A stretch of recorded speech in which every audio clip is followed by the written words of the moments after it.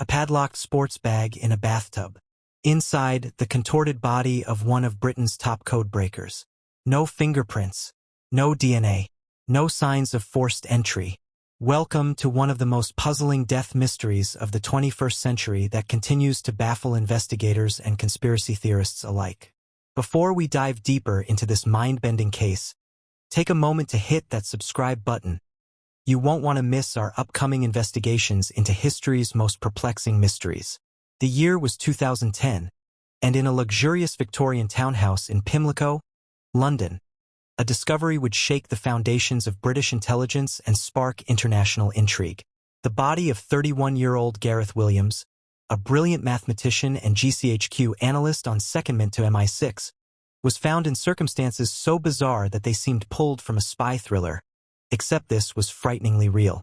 Hey true crime fans, if you're already hooked by this mysterious case, show your support by hitting that like button. Every like helps us bring more unsolved cases to light. What made this case particularly disturbing wasn't just the manner of death, but the victim himself. Gareth Williams wasn't your average citizen. A child prodigy who started university at 16, he had risen through the ranks to become one of Britain's most talented cryptanalysts. By day, he cracked codes that protected national security. But by night, who was the real Gareth Williams? Those who knew him described a quiet, private individual with a passion for cycling and a brilliant mathematical mind. His colleagues at GCHQ praised his exceptional abilities, while his family painted a picture of a caring, modest man who regularly called his parents in Wales. But somewhere between these ordinary details lay extraordinary secrets that may have led to his death. Ladies and gentlemen, if you're intrigued by the mysterious world of espionage and unsolved crimes, make sure you're subscribed to our channel. We're just getting started with this twisted tale. The alarm was raised on August 23, 2010, when Williams failed to show up for a meeting at MI6 headquarters. His colleagues, used to his punctual nature, knew something was wrong. What police found at his government-owned flat would spark one of the most controversial investigations in British history. The bathroom door was locked. Behind it, in a red North Face sports bag padlocked from the outside, lay Williams' naked body in a fetal position. The heating was turned up, despite the summer weather. 2 keys to the padlock were found inside the bag, underneath his body. The flat showed no signs of forced entry, no evidence of a struggle, and most mysteriously, almost no forensic traces at all. If you're finding this case as fascinating as we do, don't forget to give us a thumbs up. It really helps our channel grow and allows us to continue bringing you more mysterious cases like this one. The investigation would uncover more questions than answers. Williams' laptop showed regular visits to websites about claustrophilia, the desire to be confined in small spaces. But was this a clue to his death, or a red herring?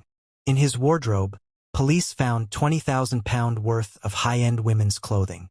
Was this connected to his death, or simply a private aspect of his life that had no bearing on the case? The investigation took a peculiar turn when experts attempted to recreate the scene. Over 400 attempts were made to lock someone inside a similar bag in the same way Williams was found. Even with the help of a contortionist, nobody could replicate the feat of zipping up and padlocking the bag from the inside. The implications were chilling. Had someone else been there? True crime enthusiasts, this is the kind of detail that keeps investigators up at night. If you're finding these revelations as compelling as we do, take a moment to hit that subscribe button. There's so much more to uncover in this baffling case. The forensic examination of Williams' flat yielded more mysteries. Despite being a lived-in apartment, investigators found no traces of Williams' DNA or fingerprints on the bath's edge, the zipper, or the padlock. Even more strange, they found no hand or foot marks in the bathroom. It was as if the scene had been meticulously cleaned. But who would have had the expertise to leave such a forensically clean crime scene? The investigation revealed that Williams had attended 2 U.S. National Security Agency symposiums in 2007 and 2009. He had also been working on systems to track international money movements, potentially involving Russian oligarchs. Could these connections hold the key to his death? The police investigation uncovered more mysterious elements. In the weeks before his death, Williams had complained to his family about tensions at work. He mentioned friction at MI6 and felt he was being stood against a wall. What did he mean? Was he being pressured by someone, and if so, why? If you're invested in uncovering the truth behind this perplexing case, make sure to give this video a like. It helps us reach more people who share our fascination with unsolved mysteries.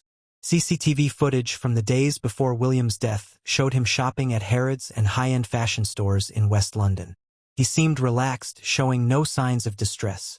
Yet, someone accessing his work accounts in the early hours of August 16th raised eyebrows. Williams wasn't known for working such unusual hours. Was someone else using his credentials? The investigation also revealed that Williams had been taking a course in fashion design at Central St. Martin's College. This explained the women's clothing in his flat, which he had been studying for their stitching and construction techniques. But other discoveries were harder to explain, like the video found on his phone of him dancing naked except for black leather boots. The most controversial aspect of the case emerged during the inquest. Dr. Richard Shepard, a forensic expert, suggested Williams could have died from a combination of hypocapnia, elevated carbon dioxide levels, hyperthermia, overheating, and the restricted position inside the bag. But could this really explain everything about the scene? Before we continue with these shocking revelations, if you haven't already subscribed, now is the perfect time. Hit that subscribe button to join our community of mystery solvers. In December 2010, police found that an iPhone belonging to Williams had been restored to factory settings on August 15th, 8 days before his body was discovered. All potentially crucial data was erased. Who had access to the phone? Was vital evidence deliberately destroyed? The inquest into Williams' death, held in 2012, provided more questions than answers. Coroner Fiona Wilcox concluded that Williams was probably killed unlawfully by a third party, but she couldn't determine the exact cause of death. She criticized MI6 for failing to report Williams missing for 7 days and raised concerns about their cooperation with the police investigation. In 2013, after a review of the evidence, the Metropolitan Police announced their belief that Williams' death was probably an accident. This conclusion contradicted the coroner's findings and was met with skepticism by both the public and Williams' family.